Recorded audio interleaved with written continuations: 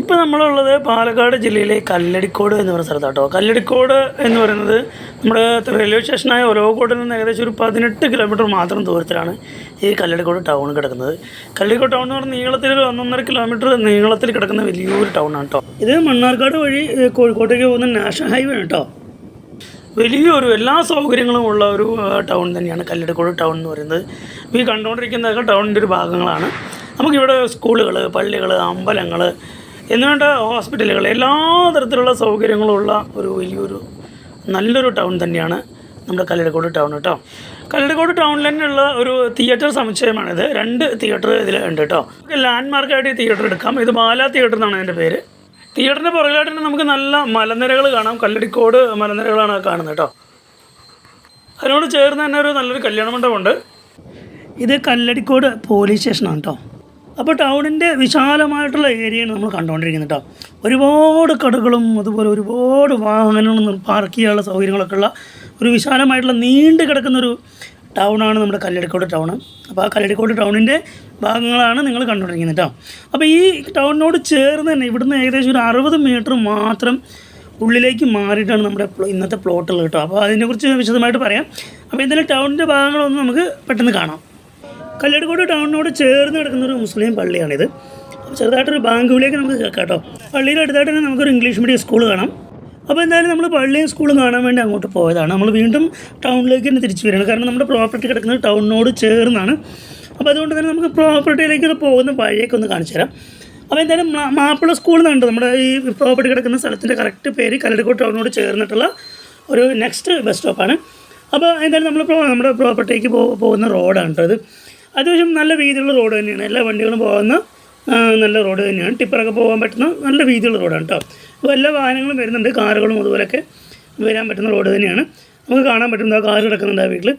അപ്പോൾ നമ്മുടെ പ്രോപ്പർട്ടിയിൽ നമ്മൾ എത്തിയിരിക്കുകയാണ് കേട്ടോ. പ്രിയപ്പെട്ട നമസ്കാരം, സനോജാണ്. ഞാനിന്ന് നിൽക്കുന്നത് പാലക്കാട് ജില്ലയിലെ കല്ലടിക്കോട് എന്ന് പറഞ്ഞ മനോഹരമായിട്ടുള്ളൊരു ഗ്രാമത്തിലാണ് കേട്ടോ. കല്ലടിക്കോട് നിങ്ങൾക്ക് എല്ലാവർക്കും അറിയാം, നല്ല മലനിരകളാൽ ചുറ്റപ്പെട്ട് കിടക്കുന്ന നല്ല അതിമനോഹരമായിട്ടുള്ളൊരു സ്ഥലമാണ് കല്ലടിക്കോട്. അപ്പോൾ കല്ലടിക്കോടിൻ്റെ ടൗൺ നിങ്ങൾ നേരത്തെ കണ്ടു കഴിഞ്ഞു. അപ്പോൾ ആ ടൗണിനോട് ചേർന്ന് ഏകദേശം ഒരു മെയിൻ റോഡിൽ നിന്നൊരു 60 മീറ്റർ മാത്രം ഉള്ളിലേക്ക് മാറിയിട്ടാണ് നമ്മുടെ ഈ വീട് നിൽക്കുന്നത്. അപ്പോൾ ആ വീടിന് മുമ്പിലാണ് ഞാൻ ഉള്ളത്. 1200 സ്ക്വയർ ഫീറ്റ് വീടാണ് നമുക്ക് കൊടുക്കുന്നത് കേട്ടോ. അപ്പോൾ എന്തായാലും വീടിൻ്റെ കാഴ്ചകളിലേക്ക് പോകാം. റോഡിൽ നിന്ന് സ്വല്പം ഉയരത്തിലാണ് നമ്മുടെ വീട് നിൽക്കുന്നത്. നമ്മൾ കയറി ചെല്ലുന്നത് പോർച്ചിലേക്കാണ് കേട്ടോ. കാർ പോർച്ചിലേക്കാണ്. നല്ല കോൺക്രീറ്റ് ചെയ്തിട്ട് സിമെൻറ്റൊക്കെ ഇട്ടിട്ട് ബലപ്പെടുത്തിയിട്ടുള്ള മുറ്റാണ് നമുക്ക് കാണാൻ പറ്റുന്നത് കേട്ടോ. ഇത് കാർ പോർച്ചാണ് കേട്ടോ. നല്ല 2 പില്ലർ കൊടുത്തിട്ടുണ്ട് ഫ്രണ്ടിൽ. ഏകദേശം ഒരു 10 വർഷം പഴക്കമുള്ള വീടാട്ടോ നമ്മുടെ വീടിൻ്റെ മുറ്റത്ത് നിന്ന് നോക്കുമ്പോഴുള്ള ഒരു സൈറ്റ് വ്യൂ ആണ്. നല്ല വിശാലമായിട്ട് നല്ല കാറ്റും അതുപോലെ വെളിച്ചമൊക്കെ കിട്ടുന്ന ഒരു ഏരിയ തന്നെയാണ് കേട്ടോ. നമുക്കിനി വീടിൻ്റെ ഉൾഭാഗമൊക്കെ ഒന്ന് കണ്ടിട്ട് വരാം കേട്ടോ. ആദ്യം തന്നെ നമുക്ക് സിറ്റ് ഔട്ടിലേക്കാണ് കയറുന്നത്. സിറ്റ് ഔട്ട് നല്ല വൃത്തിയായിട്ട് നല്ല ചുമരിലൊക്കെ ടൈൽസൊക്കെ ഇട്ടിട്ട് നല്ല മനോഹരമാക്കിയിട്ട് വെച്ചിട്ടുണ്ട്. സിറ്റ് ഔട്ടിൻ്റെ കൈവരികൾ സ്റ്റീൽ ഉപയോഗിച്ചിട്ടാണ്, കാസ്റ്റിംഗ് സ്റ്റീൽ ഉപയോഗിച്ചിട്ടാണ് ചെയ്തിരിക്കുന്നത്. നമ്മളിപ്പോൾ നിൽക്കുന്നത് ലിവിങ് ഏരിയയിലാണ് കേട്ടോ. വിശാലമായിട്ടുള്ളൊരു ലിവിങ് ഏരിയയാണ്. ഇത് പറയാതെ പറ്റില്ല. നല്ല കാറ്റും വെളിച്ചമൊക്കെ വരുന്ന വിശാലമായിട്ടൊരു ലിവിങ് ഏരിയയാണ്. അതുപോലെ 4 കള്ളിയുള്ള ജനലുണ്ട്. ശരിക്കും പറഞ്ഞാൽ 10 കൊല്ലം പഴക്കമായിട്ട് നമുക്ക് തോന്നില്ല. നല്ല മെയിൻറ്റെയിൻ ചെയ്തിട്ടുള്ള നല്ല വൃത്തിയുള്ളൊരു വീടാണ്. അതുപോലെ തന്നെ സീലിംഗ് ചെയ്തിരിക്കുന്ന ടൈൽ ഉപയോഗിച്ചിട്ടാണ് കേട്ടോ. അതുകൊണ്ട് തന്നെ നമുക്ക് ചൂട് വലിയ കാര്യമായിട്ട് എനിക്ക് അനുഭവപ്പെടുന്നില്ല. ലിവിങ് ഏരിയയിൽ നിന്ന് നല്ലൊരു ഷോ കേസ് ഇവിടെ സെറ്റ് ചെയ്ത് വെച്ചിട്ടുണ്ട് കേട്ടോ. ലിവിങ് ഏരിയയിൽ നിന്ന് ആദ്യത്തെ ബെഡ്റൂമിലേക്ക് നമുക്ക് കയറാം കേട്ടോ. ഇത് അറ്റാച്ച്ഡ് ബെഡ്റൂമാണ്. വാളിൻ്റെ 2 സൈഡിൽ നമുക്ക് ജനലുണ്ട് കേട്ടോ. അതുകൊണ്ട് തന്നെ നല്ല കാറ്റും വെളിച്ചം കിട്ടും. ഒരു മാസ്റ്റർ ബെഡ്റൂമാണ് കേട്ടോ. അതുപോലെ തന്നെ നമുക്ക് ഒരു സൈഡിൽ കബോർഡും അതുപോലെ മുകളിൽ ബർത്തും ഉണ്ട് കേട്ടോ. ഈ റൂമിലും സീലിംഗ് ടൈൽ ഉപയോഗിച്ചിട്ടുണ്ട്. അത്യാവശ്യം വലുപ്പമുള്ളൊരു ടോയ്ലറ്റ് തന്നെയാണ് ഈ ബെഡ്റൂമിലുള്ളത് കേട്ടോ. ഇത് അടുത്ത ബെഡ്റൂമാണ് കേട്ടോ. ഫ്ലോർ ടൈലൊക്കെ ചെയ്തിട്ട് നല്ല മനോഹരമാക്കിയിട്ടുള്ള ഒരു ബെഡ്റൂം തന്നെയാണ്. ഇടത് ഭാഗത്തായിട്ട് കബോർഡുണ്ട്. അതുപോലെ 3 കള്ളി ജനലാണ്. ഇത് മീഡിയം വലുപ്പത്തിലുള്ളൊരു ബെഡ്റൂമാണ്.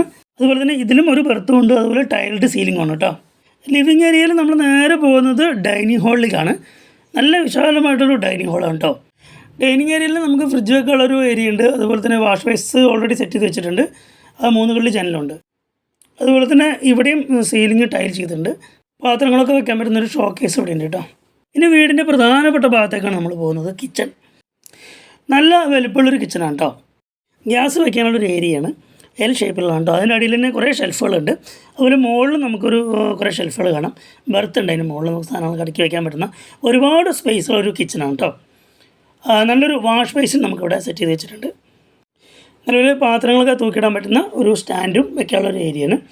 ഇത് നമുക്ക് പ്രധാനപ്പെട്ട ഒരു കാര്യമാണ് കേട്ടോ. വിറകടുപ്പ് ഒരു പഴയ മോഡൽ ചിമ്മിനി വിറകടുപ്പാണ്.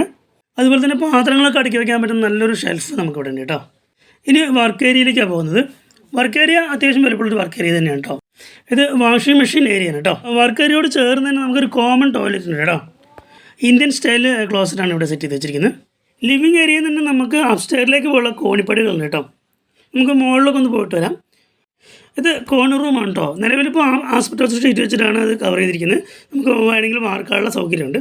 അപ്പോൾ എന്തായാലും നമുക്ക് അപ്സ്റ്റെയറിൽ തന്നെ നമുക്കിവിടെ പുതിയ റൂമുകൾ എടുക്കാനുള്ള സൗകര്യം ഉണ്ടെന്നാണ് പറഞ്ഞത്. നമുക്ക് അതിനുള്ള ബലപ്പെടുത്തിയിട്ടാണ് ഈ ബിൽഡിംഗ് ചെയ്തിരിക്കുന്നത് പറഞ്ഞു. അപ്പോൾ പുതിയ റൂമുകൾ വേണമെങ്കിൽ നമുക്ക് മുകളിൽ വേണമെങ്കിൽ കെട്ടാനുള്ള ഏരിയയും സ്പേസും ഉണ്ട്. ഇവിടുന്ന് നോക്കുമ്പോൾ തന്നെ അറിയാം നമുക്ക് ഒരുപാട് വീടുകൾ അടുത്തടുത്ത് വീടുകളുണ്ട് കേട്ടോ.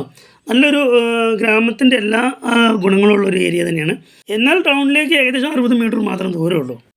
അപ്പോൾ നമുക്ക് വീടിൻ്റെ ഉൾവശത്ത് നമ്മൾ കണ്ടു കഴിഞ്ഞു. ഇനി എന്തായാലും നമുക്ക് വീടിൻ്റെ ചുറ്റൊന്ന് നടന്നു നോക്കാം കേട്ടോ.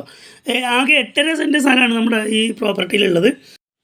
അപ്പോൾ ഇതാണ് നമ്മുടെ വീടിൻ്റെ അതിര് എന്ന് പറയുന്നത് കേട്ടോ. ഒരു അരമതിലാണ് നമുക്കിവിടെ ഉള്ളത്. ഫുള്ളായിട്ട് മതിൽ കെട്ടിയിട്ടില്ല. നമുക്ക് വേണമെങ്കിൽ കെട്ടിപ്പോക്കാവുന്ന നമ്മുടെ അതിര് തന്നെയാണ്. അപ്പോൾ ഇതാണ് നമുക്ക് വീടിൻ്റെ പിന്നിലേക്ക് നമ്മൾ പോയിക്കൊണ്ടിരിക്കുകയാണ് കേട്ടോ. നമുക്ക് വീടിൻ്റെ പിന്നിലായിട്ട് ഒരു അലക്കല്ലുണ്ട് കേട്ടോ. അതുപോലെ തന്നെ ഒരു തെങ്ങുണ്ട്. അത്യാവശ്യം തേങ്ങയൊക്കെയുള്ള തെങ്ങാണെന്ന് തോന്നുന്നു. അതിലും ഒരു തെങ്ങ് നമുക്ക് ഈ പറമ്പിലുണ്ട്. അപ്പോൾ എന്തായാലും വീടിൻ്റെ പുറകിൽ നമുക്ക് നല്ല അത്യാവശ്യം സ്പേസ് ഉണ്ട്.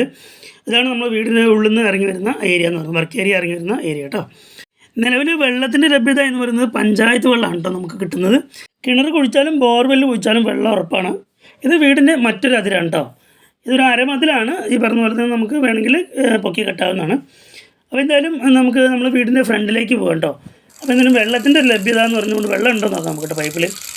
അപ്പോൾ എന്തായാലും നമുക്ക് വീടിൻ്റെ വിലയിലേക്ക് വരാം കേട്ടോ. നമ്മുടെ കല്ലടിക്കോട് ടൗണിനടുത്തുനിന്ന് 60 മീറ്റർ മാത്രം ദൂരത്തിലായിട്ട് കിടക്കുന്ന നമ്മുടെ ഈ 8.5 സെൻറ്റ് സ്ഥലവും അതുപോലെ തന്നെ 1200 സ്ക്വയർ ഫീറ്റ് വീടിൻ്റെയും വില എന്ന് പറയുന്നത് 45 ലക്ഷം രൂപയാണ് ഇതിൻ്റെ ഓണർ ചോദിക്കുന്നത്. മാത്രമല്ല ചെറിയ രീതിയിൽ നെഗോഷ്യബിൾ ആണെന്ന് പറഞ്ഞിട്ടുണ്ട് കേട്ടോ.